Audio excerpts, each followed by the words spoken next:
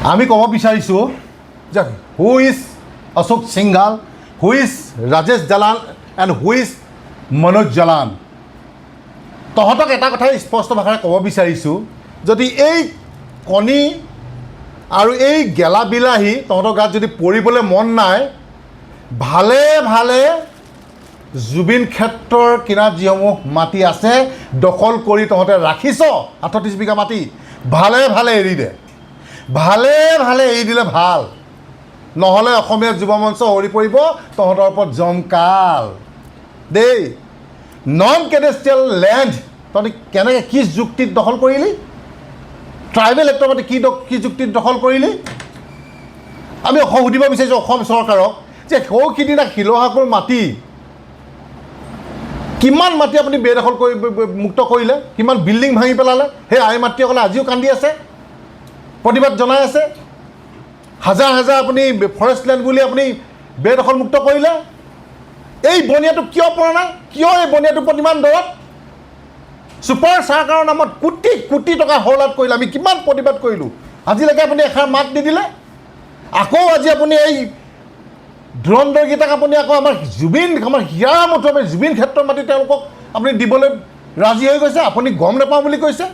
হা, কাৰ ঘৰত কিহে ভাত খালে তালৈকে খবৰ কৰা ৰখা মুখ্যমন্ত্ৰী ডাঙৰীয়াই আজি যদি কয় যে মই গম নাপাওঁ, এইটো খুব আচৰিত কথা, খুব দুখ লগা কথা। মুখ্যমন্ত্ৰী ডাঙৰীয়া, আমি খুব অসমত জনগণে দুখ পাইছোঁ এই কথাত।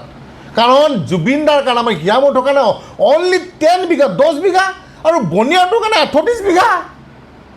নকৰিব মুখ্যমন্ত্ৰী ডাঙৰীয়া তেনেকুৱা কাম, নকৰিব। আৰু এই বনিয়াকেইটা ক'ব বিচাৰিছোঁ, ভালে ভালে তহঁতি মাটি আমাৰ জুবিন ক্ষেত্ৰত চমজাই দে, অন্যথা কিন্তু অসমীয়া যুৱ মঞ্চই খেদি খেদি পিটন দিম, কিন্তু খেদি খেদি পিটন দিয়া হ'ব, মাটি এৰি দিয়া নহ'ব। জুবিন ক্ষেত্ৰৰ মাটি লোৱা মানে আমাৰ অসমৰ জনগণৰ গাত হাত দিয়া। জুবিন ক্ষেত্ৰৰ মাটি এই বনিয়াকেইটাই লোৱা মানে আমাৰ প্ৰত্যেকজন খিলঞ্জীয়াৰ গাত হাত দিয়া। গতিকে এৰি দিয়া নহ'ব। জুবিন দাৰ লগত যিকোনো ক্ষেত্ৰত যিমান যি হ'লেও ন' কম্প্ৰমাইজ, জেল দিয়ে, ফাঁচি দিয়ে, চৰকাৰে গুলি মাৰে, বাৰম্বাৰ কৰি আহিছোঁ যে জুবিন দাৰ ন্যায়ৰ লগতে এতিয়া আমাৰ কি আছে, এই 38 বিঘা মাটি এই যি মনোজ জালান, ৰাজেশ জালান আৰু যি এই অশোক সিংঘালে লৈ ৰাখিছে বিল্ডিং বনাবৰ কাৰণে, ব্যৱসায় মুনাফাৰ কাৰণে, এইটো হৈ উঠিবলৈ দিয়া নহ'ব। এই সম্ভৱ নহ'ব আৰু কেতিয়াও অসমীয়া যুৱ মঞ্চই এৰি নিদিয়ে। আৰু আমি গম পাইছোঁ ইতিমধ্যে অশোক সিংঘালৰ যি পুতেক আছে, সেই পুতেকে বোলে প্ৰটেক্ট বুলি এটা বিল্ডিঙৰ কোম্পানীৰ নাম লৈ বহু মাটি অকুপাই কৰিছে, চৰকাৰী মাটি, আৰু ইলিগেল টাইপত বহুত বিল্ডিং বনাই আছে। গতিকে যদি প্ৰয়োজন হয় অসমৰ জনগণে চব বিল্ডিং লৈ ল'বলৈ বাধ্য হ'ব, চব বিল্ডিং, চব মাটি সম্পত্তি চব লৈ ল'ম।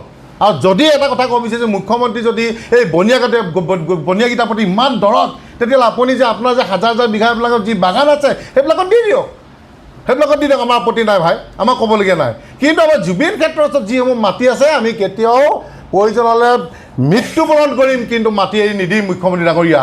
আপোনাক কিন্তু আমি স্পষ্ট ভাষাৰে কৈ দিছোঁ, আৰু স্পষ্ট ভাষাৰে আমি ক'ব বিচাৰিছোঁ এই বনিয়াকেইটাক। আমি আজি অসম চৰকাৰক সুধিব বিচাৰিছোঁ, কেইজন আমাৰ মন্ত্ৰী বিধায়ক আমাৰ বাহিৰৰ বনিয়াৰ তাত আছে আমাৰ অসমৰ?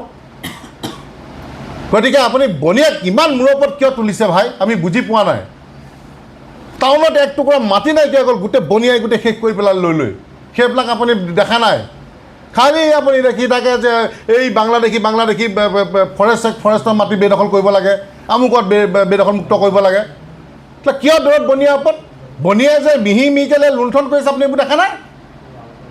ক'ত কি কৰে মোৰ কথা নাই, কিন্তু এটা অসমীয়া সমস্যা, এটা স্পষ্ট কথা, আমি ইতিমধ্যে জুবিন দাৰ ন্যায় কাৰণে আমি চলো দিল্লী কাৰ্যসূচী আমি হাতত লৈছোঁ। অহা 10 নৱেম্বৰত আমাৰ যন্ত্ৰ মন্ত্ৰত আমাৰ বিক্ষোভ কাৰ্যসূচী আছেই।